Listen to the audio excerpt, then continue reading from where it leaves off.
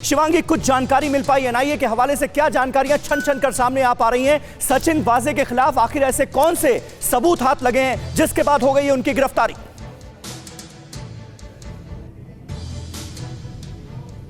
देखिए समीर, आपको बता दें कि एनआईए के हाथ बेहद, हम कह सकते हैं कि अहम सुराग हाथ लगा है और यही कारण है कि ये गिरफ्तारी हुई है। और ये गिरफ्तारी यही नहीं थमेगी, अभी बहुत सारे ऐसे लोग हैं जिनसे पूछताछ की जाएगी और कौन कौन से पुलिसकर्मी जो इनका सहयोग कर रहे थे या इस पूरी घटना में शामिल है उनसे भी पूछताछ की जाएगी। इसके अलावा आपको बता दें कि इस पूरे मामले में गुत्थी इसलिए भी नहीं सुलझ रही थी क्योंकि खुद ये इसमें आरोपी भी यही थे और इन्वेस्टिगेट भी यही कर रहे थे। तो ऐसे में सवाल कई खड़े होते हैं। साथ ही एविडेंस को टेम्पर करने का भी बड़ा आरोप लगा है क्योंकि सबसे पहले वही व्यक्ति यहाँ पर पहुंचता है जो घटनाक्रम पूरा घट रहा है और जहां पर विस्फोटक मिला है वहां पर एपीआई सचिन वाजे पहुंचते हैं और वही इस केस को इन्वेस्टिगेट कर रहे हैं। तो ऐसे में ये सवाल जरूर खड़ा होता है कि क्या जो सुराग थे, क्या जो सबूत थे, उसको छुपाने की कोशिश की गई।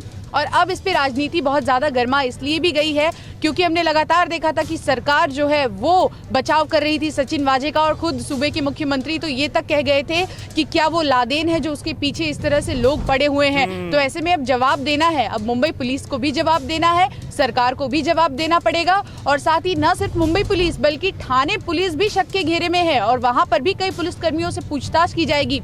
कुछ देर के बाद अब कोर्ट में उनकी पेशी होगी जहां पर एनआईए रिमांड की मांग करेगा और ये देखना वाकई दिलचस्प होगा कि और क्या कुछ निकलकर सामने आता है। ठीक है शिवांगी, आप नजर बनाए रखिए। अश्विनी पांडे हमारे संवाददाता भी हमारे साथ मौजूद हैं, उनके पास हम जाएं और अपने तमाम खास मेहमानों का रुख करें। उससे पहले जरा हमारे दर्शकों को समझा देते हैं कि दरअसल ये पूरा मामला है क्या, ये साजिश जिसका बार बार जिक्र हो रहा है, जिसमें अब मुंबई पुलिस के एक एनकाउंटर स्पेशलिस्ट भी धर लिए गए हैं, ये पूरा मामला है क्या? 25 फरवरी को एंटीलिया के पास विस्फोटक से भरी एक स्कॉर्पियो कार मिलती है जिसके बाद हलचल मच जाती है क्योंकि यह कार कहां मिली?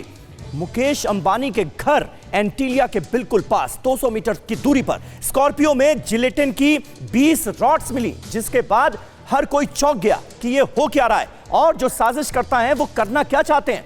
गाड़ी के अंदर जिलेटिन प्लेट्स मिली, नकली नंबर प्लेट अंबानी की सिक्योरिटी की गाड़ियों से मैच कर रहे थे और इस स्कॉर्पियो कार के अंदर भी कुछ नंबर प्लेट्स रखी थी, वो भी नंबर मैच कर रहे थे अंबानी के सिक्योरिटी के काफिले की गाड़ियों से। जैशुल हिंद ने टेलीग्राम पर मैसेज भेजकर जिम्मेदारी ली इस पूरे मामले की और सचिन वाजे की ही अगुवाई में मुंबई पुलिस इस मामले की जांच कर रही थी, जो कि अब इस मामले में मुख्य आरोपी के तौर पर नजर आ रहे हैं, जिन्हें एनआईए ने अरेस्ट कर लिया 12 घंटे की पूछताछ के बाद। पुलिस ने स्कॉर्पियो मालिक मनसुख हिरेन का पता लगाया, लेकिन 5 मार्च को कलवा क्रीक के पास हिरेन का शव बरामद होता है और हिरेन की पत्नी ने एनकाउंटर स्पेशलिस्ट सचिन वाजे के रोल को ही कटघरे में खड़ा कर दिया और उनके ऊपर मनसुख की हत्या का सीधा आरोप लगाया।